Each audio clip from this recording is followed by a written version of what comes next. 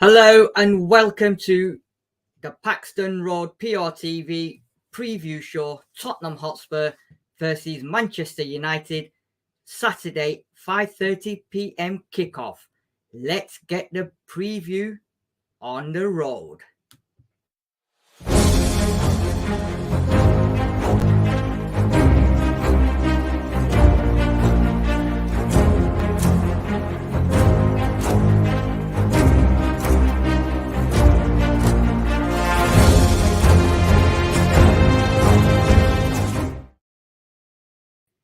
Hello and welcome to the preview show. As I said at the beginning, Tottenham Hotspur, Manchester United at the Tottenham Hotspur Stadium.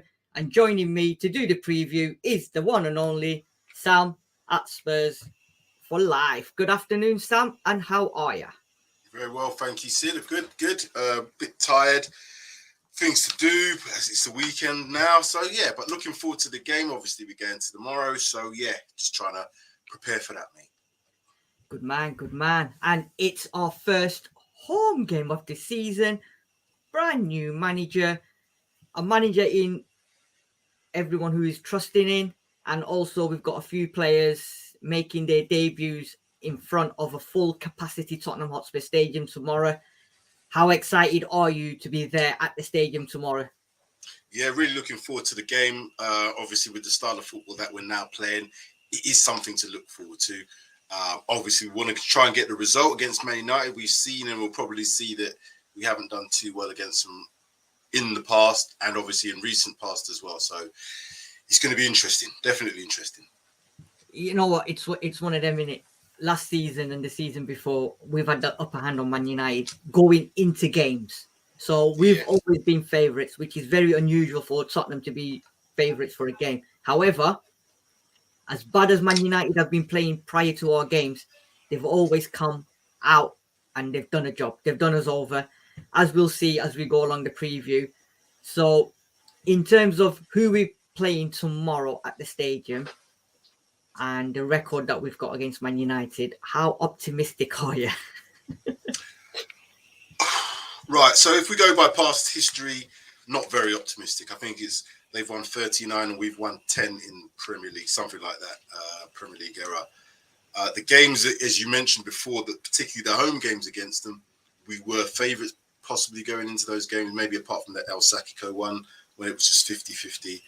We had the Jose when we went to their place and beat them, was it 6-1? That was some time ago. But obviously at the Tottenham Hotspur Stadium, it's been difficult against Manchester United.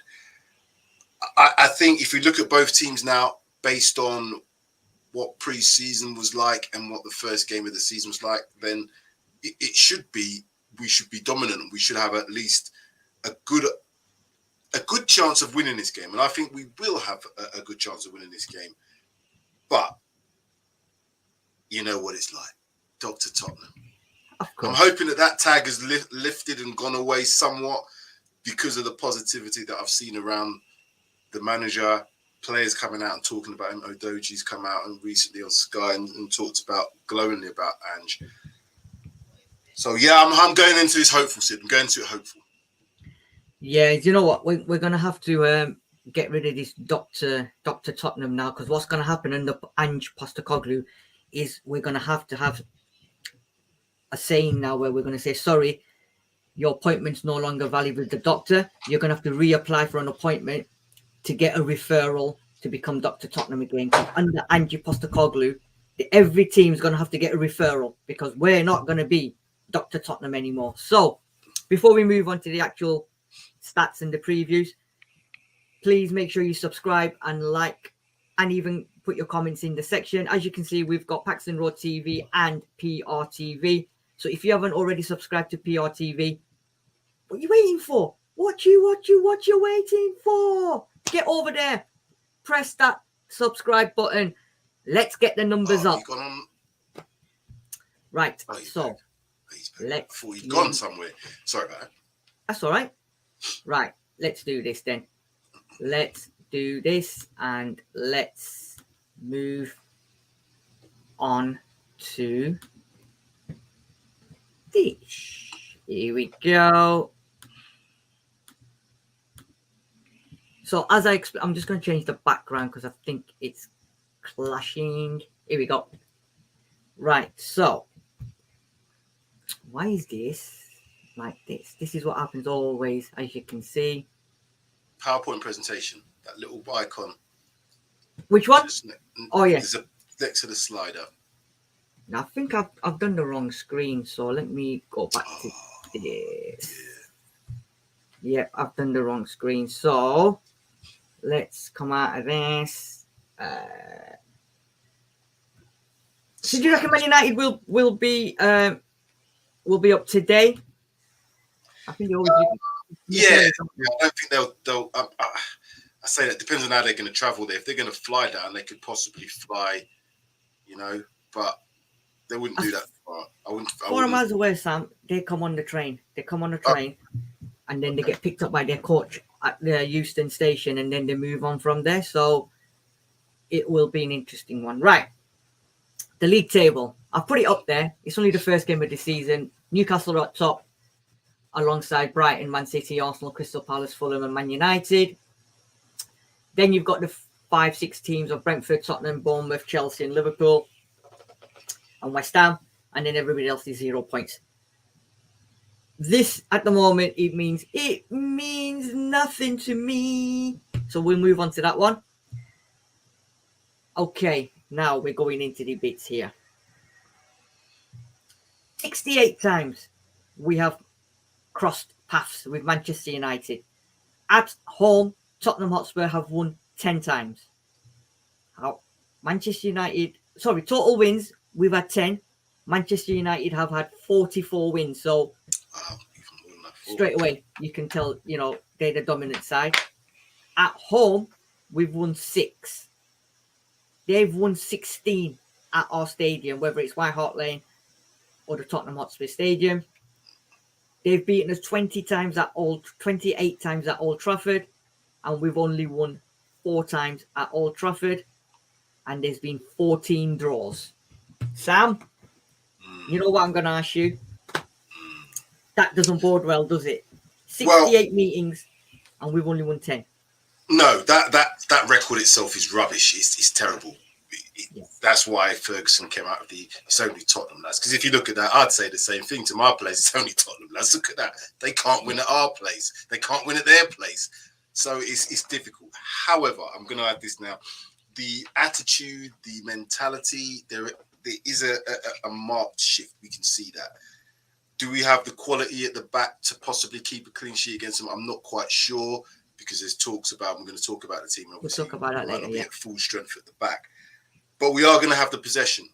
Man United, they look very average in their game against Wolves, and they look like they are going to be a transition team. So they are set up and geared up towards a game where we're going to have the ball. They're not. It's now going to be who's going to be able to execute their game plan better. I'm assuming they're going to come with the game plan of let's keep it tight, let's keep it deep, and we'll attack them on the break, using the pace up front. And again, we don't know who they're going to play up front, but I reckon they're going to play 3 up front, and that probably includes Rashford, Sancho, and possibly Anthony. I don't think Martial's fit. We're going to have to defend well. The goalkeeper's going to have to play well, because I think they will get clear-cut opportunities because of the way that we play. But saying that, so will we. So we have to be really, really clinical in front of goal. We've seen over pre-season, we've had a lot of chances on goal, but maybe we haven't scored as many goals as we should. So that's going to be the key for this. Who can take their chances? And if we can defend well enough to stop them in that transition, particularly midfield, I think our midfield's better. I think we can have them. Yeah, it's that saying, isn't it? Like I said before, we've been there a few times last couple of seasons where we've gone into the game on form. United haven't been that good, and everyone said it's got to be a Spurs win because the way the Spurs are playing. And Man United have turned up and they've absolutely done us over. Ronaldo hat-trick at Old Trafford and then last season as well. So it's that mental block in it. And you said it at the beginning, it's only Tottenham. And we keep saying this, it's about time this only Tottenham statement is put to bed, right? Now, we've got a new manager. We know how he's going to play exactly. With Conte and Mourinho, you could sort of think it was more defensive, so teams were always coming at us, and we can't, under pressure, we can't handle it. with Postecoglou's system, we're more attacking now, and like you said, we're going to be attacking a lot. Man United have got the players to attack a lot. A quick counter attack, both teams are capable of doing. It's where you said it's the defense now on both teams. It's going to be I think it's going to win and lose the game tomorrow, because we'll talk about the teams later on. But defensively wise, both teams can concede goals. Both teams have got weaknesses, and Wolves last week at Old Trafford, they were the better team. If somebody had said to you it was 1-0 to Man United, well, if somebody had said to you it was 1-0 to Man United and Man United had one attempt on goal in the second half at Old Trafford to win the game, people would be like, no way. Because Wolves truly and fairly should have won that game. But it's a game of 93 minutes. If you defend it, if your opponents don't take the chances, you've always got that opportunity, especially at Old Trafford with the referees behind, the fans behind you. You know, that one opportunity, they took it, they won the game. So it's going to be the same. And this is what we're going to have to start doing at Tottenham Hotspur Stadium. You know, if we're going to be under pressure in certain games, we're going to have to make sure we keep that clean sheet. And then counter-attacking wise, we've got the players. We've got abundance of players that can go and win the game. And especially now with Maddison pulling the strings and threading through the needle, the eye of a needle passes and stuff like that. For me, tomorrow, I'm really looking forward to the attacking aspects of both clubs. More Spurs, because at the moment, I think Man United are not so on fire, but it will come. And I hope it's not tomorrow against us. Yeah, if you go back to your point about the Wolves game, if you watch that Wolves game, Man United just looked like they were the away team, in my opinion. Yeah. Wolves had so many clear opportunities in front of goal, didn't take any of them. They should have had a penalty towards the end as well. That wasn't given. The Manchester United Old Trafford effect in there. Ferguson was probably in the VAR room talking to people saying, hold on a minute, that's not a penalty, and they just went with it. But usually opening day of the season, you'll find that the home team is always up for it because the crowd's always up for it. I think what happened on Monday was the fact that they didn't play Saturday. You know, when it's a Saturday afternoon game, August, first game of the season, everybody's summertime vibes. They played on a Monday. It was an evening game. Now, whether that had a little bit of a difference, it shouldn't have. But Man United looked undercooked. The question I want to ask for Man United fans, if they are watching any of this, is why would they be undercooked? It's not like he's only joined in July like our manager has and had only X amount of time to get these players up for it. And we can clearly see what we're doing now in terms of a progression. Man United have had Ten Hag, this is his second year going into it now. They should be prepared. They didn't look like they were prepared. I haven't seen enough games in pre-season of them, but they didn't look like they were ready to face a Wolves team that only got a manager in that week. Yeah. So it all points to the fact that Man United are undercooked. Maybe their pre-season wasn't as good as it should have been. They've got a few things that need to sort out in terms of players and stuff to get out of the Maguire situation. So we really, at home now, based on what I've seen and what we've seen of our team, we should be holding this lot and taking them to the sword. But we all know what this is like when it comes to the Premiership. Yeah, and just a quick thing on what you've just said. This is now a different Tottenham under Ange. Yeah. When you listen to him in his press conferences, the way he sets his team out to go and play on the pitch. I mean, it's like that friendly we had when towards the end of the first half, 5 minutes, we sort of gave the ball away a lot and he came out and said, that's not the way I'm playing. My players should be playing to the 45th minute and onwards. We don't hold out for a draw if we're drawing. We carry on. And he wasn't happy with that. So that mentality now, we know we're not going to, substitutions, the mentality of like playing till the end. And you can tell on the touchline now where 5-10 minutes to go, if we stop messing around, dilly-dallying, he ain't going to be happy with them players. He wants total control all the way up to the final whistle. And tomorrow against Man United, because that's our biggest test so far, all right, second game in at home, it'll be intriguing. And I'm going to be very interested to see how we set up and how the boys play. Well, just the last part on that. Andrew said he's going to play the same way home and away. So we expect us to try to dominate the ball, regardless of if it's at the Tottenham Hotspur Stadium or any other stadium. It's going to be very interesting when we play teams who want to do exactly the same as us in terms of possession. That's going to be interesting. I think they're going to be very, very open games, very much transitional back and forth like a basketball game. But Brentford clearly had a game plan against us. And if Ten Hag's got anything about him, he'll have a game plan as well. And that game plan, in my opinion, is to break off the transition, to sit a little bit deeper, not to allow us to have the space to make all them triangular passes around them and get in behind, and then to hit us on the break. But saying all of that, they still have to have the players who are able to do that for Man United. They've got to get used to this Mount situation, Mount and Fernandes. Are they going to play both of them together tomorrow?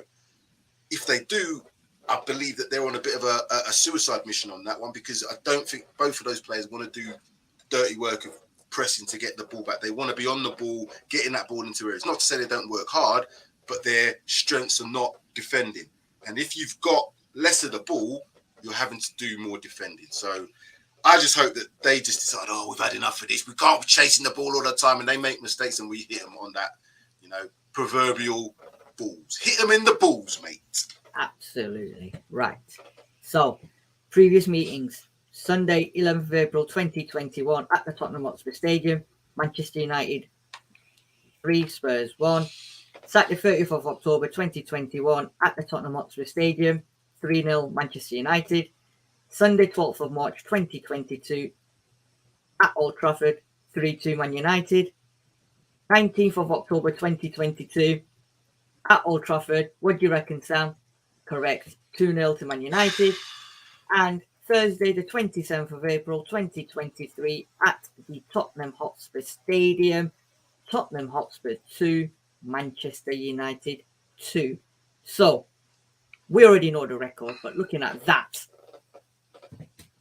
it's not very good, is it? It's horrific in my case. Absolutely horrific. I'm just trying to remember some of them games, the 2021 ones particularly. Obviously, Ollie was in charge of them. Was he Ollie in charge of them back then? Yeah, it was. It would have been, yeah. I don't know how they got them results, because they were shocking, in my opinion, Manchester United at that time. I know Ollie got them to third, but they weren't a good team to watch. They haven't really improved their style of football, if I'm honest with you, even with Ten Hag in there. But you can just see they seem to be able to grind results out against us. And that goes back to the history of having won 44 games to our 10. It gives you that extra, well, if we stay in the game, will the players start thinking about that? I'm hoping that Cog's got something in them to say, listen, it's a new era. We can't even look at them records because I wasn't here for that. If the attitude's right from these players and the quality's right from the players that we know that make a difference in our team, we should win this game. We should win this game. But I'm sure the 27th of April, the 2-2, we said we should have won that game.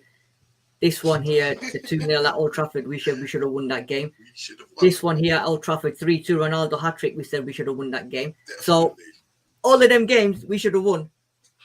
But results never lie, and unfortunately, we did not. Moving on. Match day 1.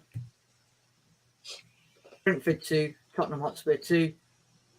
Manchester United 1. Wolverhampton Wanderers 0. So obviously it's only the first game, but they managed to grab a victory from defeat, or whatever you want to say. The best team lost, and we done well away from home at Brentford, because not many teams are going to go to Brentford and get a result. So we done well, even without Ivan Toney for them. I think we done well, 1-0 up and then 2-1 down, and then we done well to come back to 2-2. We dominated the second half as well. That was a good thing. This is it. So, it's early doors. We've got 1 point. They've got 3 points. Right. So we discussed this about what we're going to think. So in terms of team news, like you said, Man United, we'll talk about them later. But for us, I think it's probably going to be a case of there's 1 or 2 players that are in contention after last week at Brentford, who a lot of fans will say should be starting, and there's 1 or 2 that should not be starting. For me, the most intriguing one is this Romero one. Now, I'm hearing that Ange Postecoglou's decided to use the protocol for concussion.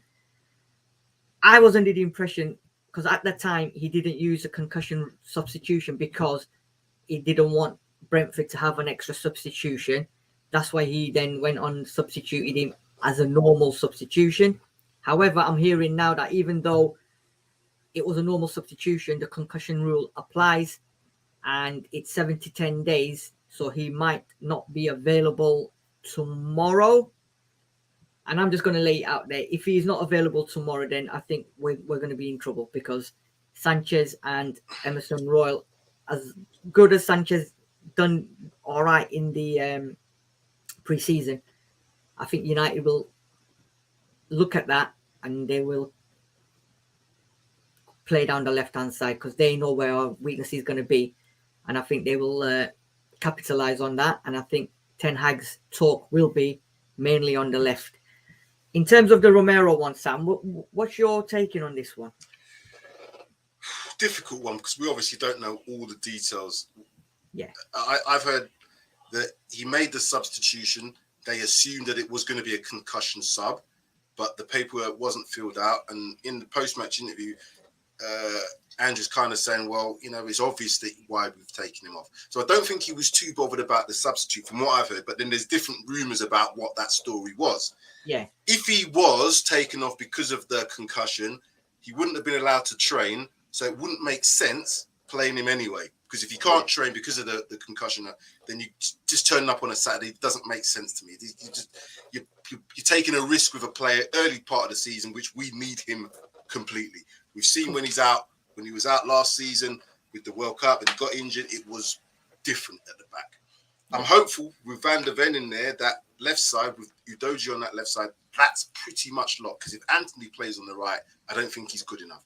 If they play Sancho, might be a little bit more tricky, but then again, does he play off the left or the right? Because I think personally they're going to play Rashford on the left. He had a stinker of a game up front as a number 9 against Wolves, and that was at Old Trafford. I think he's better on the left because he gives them more options. He can cut inside, he can go down the line, and they know that Emerson Royal is probably going to be playing. And now that they probably are aware that Sanchez, Romero's not playing, and it probably will be Sanchez, I would target that. So I expect left sided to be completely Manchester United with Rashford running down that side and whoever their fullback is trying to support them. So we're going to have to just get used to that. And then it's a case of Basuma might have to fill in that space coming across from that number 6 position. Sanchez is going to have to help Emerson Royal out, because if you're playing high, there is going to be that massive space in the back. He's going to have to come across, and all the defence are going to have to come across and try to stifle that area as much as possible. And yeah, just hope that Man United don't have their shooting boots on tomorrow. So in terms of the team, then, this is my prediction. I don't know if you know, it's just my thoughts on this team. I'm just going to say yes to everything as we go along through it. Yeah, no. And then obviously it's down to you. But I've gone with Vicario, Emerson Royal. Yep. Udogie. Yep. Romero. I don't think so. But that's what I'm thinking. I'm just putting him in there because I want him in there. But potentially it's going to be Sanchez. Yep. Yep. Van der Ven. Basuma in front. 100%. Papa Sarr. Maddison. The Papa Sarr one's interesting. I would play him. Yeah. I would play him. But then because of what we've seen of Skip, and, you know, I think he trusts Skip as well. Yeah. Maybe Skip might get the other nod just to play 2 games in a row. Because if you're just playing 1 in, 1 out all the time, these two are going to play in terms of Maddison and Basuma all the time until BRENTFORD comes back. So it is going to be a choice of Papa Sarr or Skip. And I think Skip might get a nod on this one. Yeah. When I was doing this, I was going to put Sanchez in, but I'm just hopeful about Romero. But I am too, mate. Yeah, Papa Sarr was the one.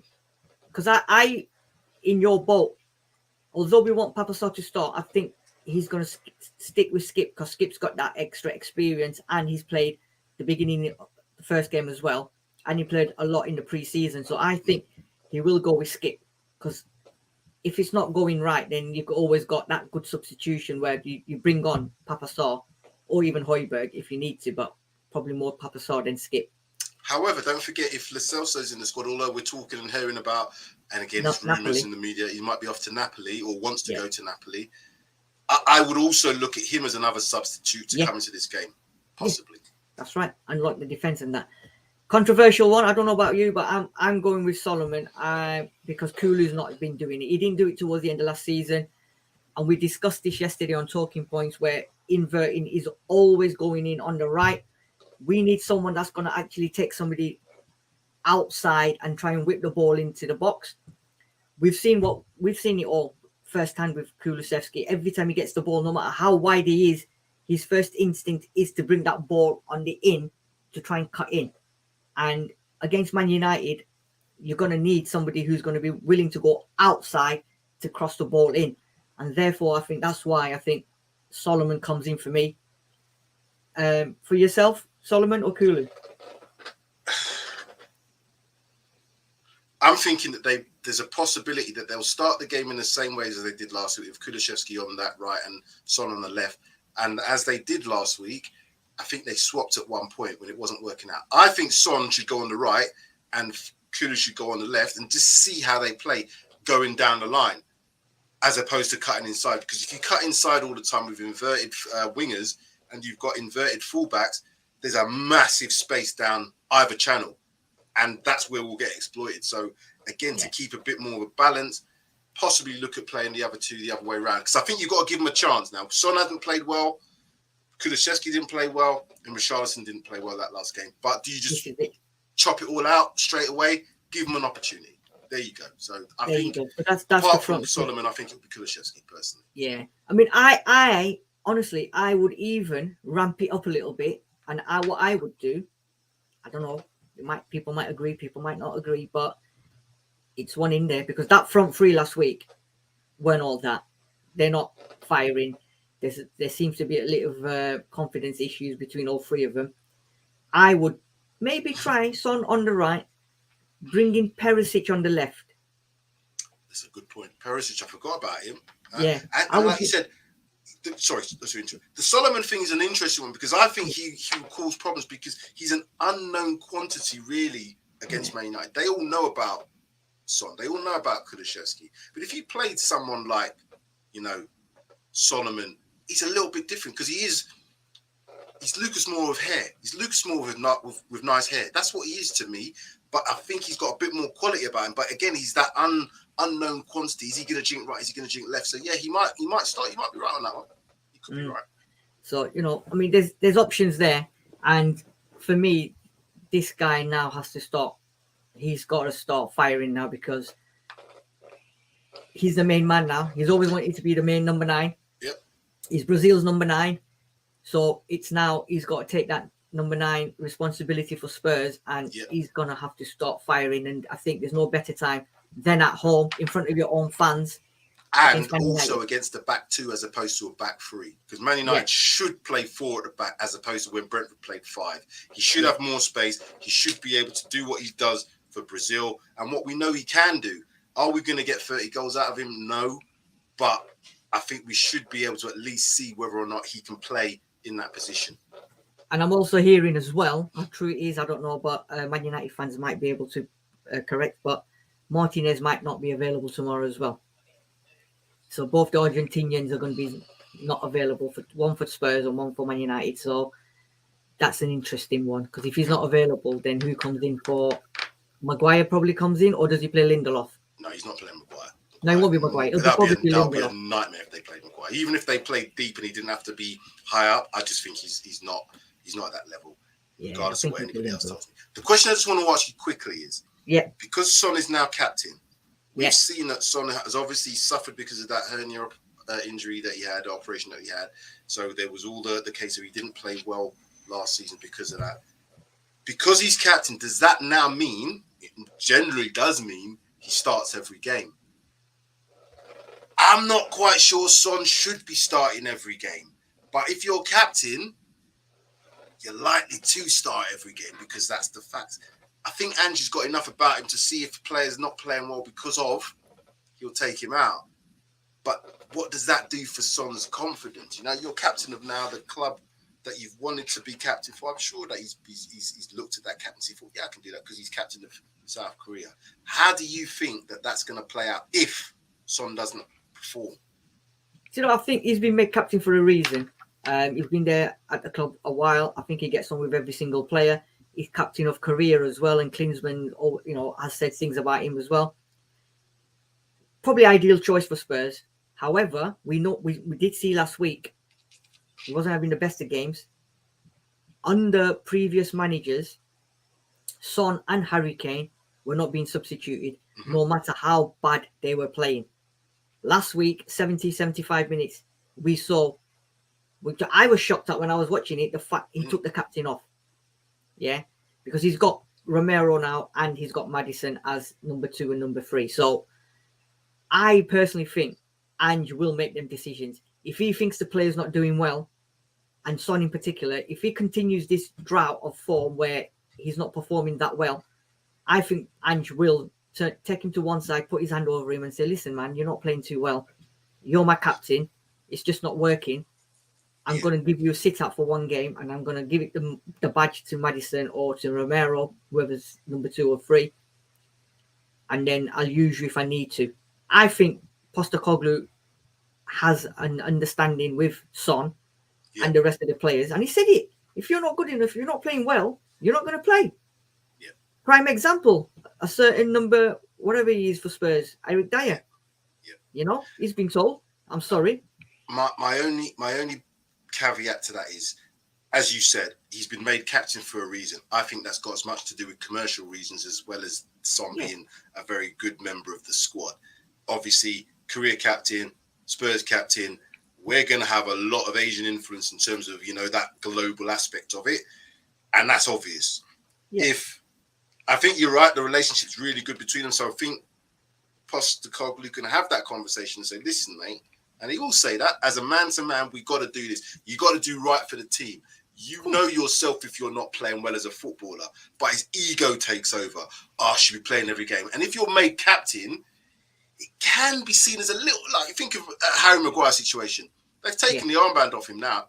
That's why I don't think he's going to play much for Man United, because that embarrassment of being an £80 million signing to literally being the meme of the year. Every single game of last season, he was like a meme when he played. So I don't want that to be the case where we're pressured into playing Son because of, what we've just talked about. Yeah, and I think just a quick one on in terms of Man United tomorrow. I think, like you said, Ten Hag's been there 2 years now, and they've got a few players in. Mount being one of them. I know there's a few fans that are saying that maybe 70 million a lot is on a player, but Ten Hag's seen something in him, and they've spent that money on him. We're only 1 or 2 games into this season. I think it's another Sancho situation where he was on fire for Dortmund. They bought him, and then for whatever reason, it just didn't happen on Man United. But who are we? We're not Man United fans. It'd be nice to see what Man United fans actually think of Mount and where his position is going to be and who's he's going to be. He's the players he's going to play around with. It's like you said, Fernandes and Mount, similar players. They both like to defend as well and go attacking, but you can't have them both doing the same thing. Now, I think the reason they signed him as well is because of his ability to come back, win the ball back in defense, and then move up. But when you've got Bruno and Mount doing the same thing, and sometimes they don't like defending, but it's going to be an interesting one for Man United and especially Ten Hag to deal with. Like I said, there's 13 days left in the window. I'm sure they're still not happy because they've got Fred, McTominay, Maguire still all. Fred's gone, sorry. Maguire and McTominay. West Ham were looking at them, so it'll be interesting to see what happens with that. If them two go, then Ten Hag obviously will have a list of players that he wants. Eric Dyer is available, by the way, Ten Hag, if you want him. Because I know Man United wanted him a few years ago, so you can still have him if you want him. But it'll be interesting to see what Man United turns up tomorrow as well, because last week, like you said, they didn't play that well. They got away with it. I think because they're not at home, I think there's less pressure for them to have to attack us. When you're playing at home, their crowd's going to want them to attack. Their crowd's not going to really want them to play this defensive counter-attack game. I can see that Ten Hag's already started to put it out into the atmosphere. We are a transition team. We're going to be one of the best. That tells me that they're not looking to play the same way every week. They're not looking to be on the front foot away from home. Their record away from home was a bit dubious last season anyway. They got results at home, but they're there for the taking, man. 2 games in, this is the second game. This is when you want to be playing Man United and teams like that who are not quite up to speed. I don't know why they're not up to speed, But this is the best time to try and play him, because later on down the season, when they've worked stuff out, it gets tougher. And it's the first home game of the season. All right. Maddison's already said yesterday that he cannot wait to play in front of the Spurs fans. And atmosphere tomorrow is going to be absolutely electric for our first home game. So it comes to that stage now, Sam. Oh, here we go. What is your prediction for the score? I think it's going to be quite a high-scoring game. If I'm honest with you, they should have been at least 3 or 4 goals in that game on Monday against Wolves. Wolves should have at least scored 2 or 3. Man United probably could have scored a couple more as well. They had some chances. Not great, but they had some chances. I think it's going to be a high-scoring game, relatively, and I'm going to give it to us 3-2. 3-2 to Spurs, yeah? Yeah, and I'm going to go with goal scorers. I think the goals are going to be shared around again. Yeah. I think Maddison was going to chip in with one. I think he might get a set piece out there, a free kick or something possibly, or a goal from open play. Regardless, I don't care. I think Maddison potentially has a goal in him. I'm going to go with Richarlison on this one. I just think he needs to score. If he doesn't get the goal against Man United at our ground, it's going to be difficult then for him to go away from home. The next couple of games are going to be away from home and expect him to play, because I think their teams are going to play differently against us that we've got coming up, apart from Liverpool, who might play very expansive. So I'm going to go with Maddison, and I'm going to say this now, Richarlison 2 goals. Oh, wow. Okay, fair enough. You thought I was going to say somebody else. I'm just trying to put the pressure on Richarlison to score. Come on, son, you can do it.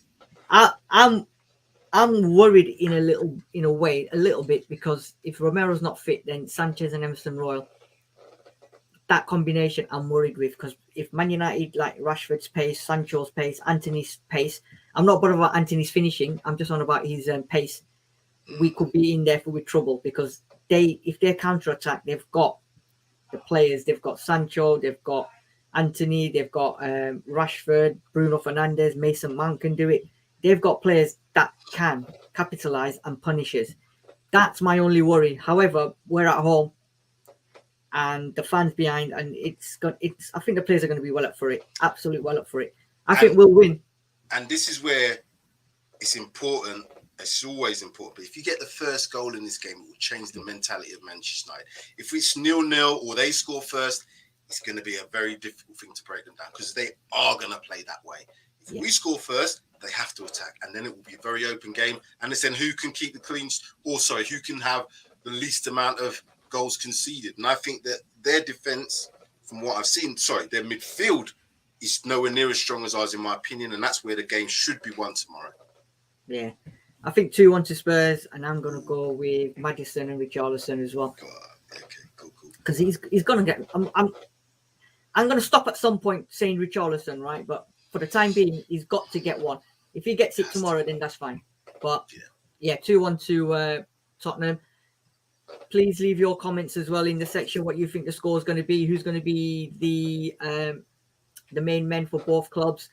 Who's going to win the game where, defensively or attacking?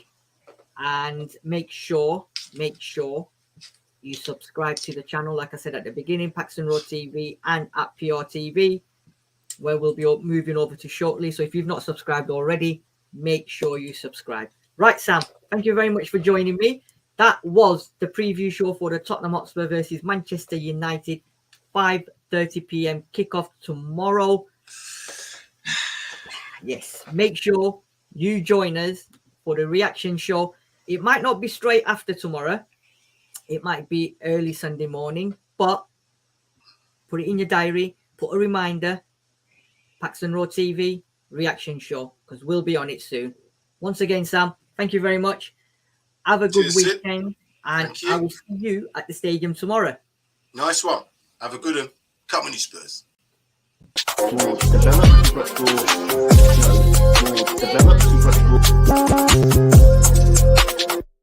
Develop